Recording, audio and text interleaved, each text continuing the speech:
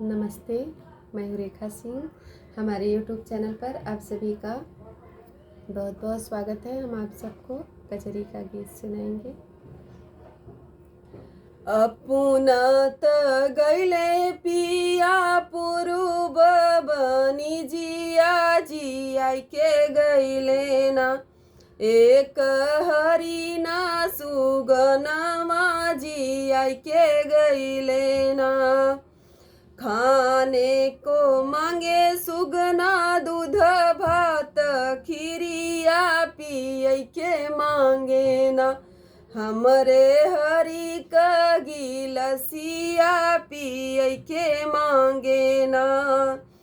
अपुना त गैले पिया पुरुब बनी जिया जिया के गैले ना, एक हरिना सुगनवा जिया के गैले ना।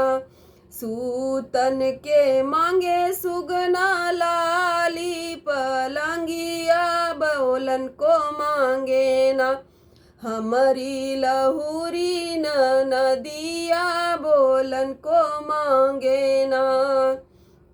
अपुना त गैले पिया पुरुब बनी जिया जिया के गैले ना, एक हरिना सुगनवा जिया के गैले ना। असमान कहेला कि मारी के भगाई दे तरस लागेला, हमरे हरि का जियावल तरस लागेला। अपुना त गैले पिया पुरुब बनी जिया जिया के गैले ना, एक हरिना सुगनमा जिया के गैले ना।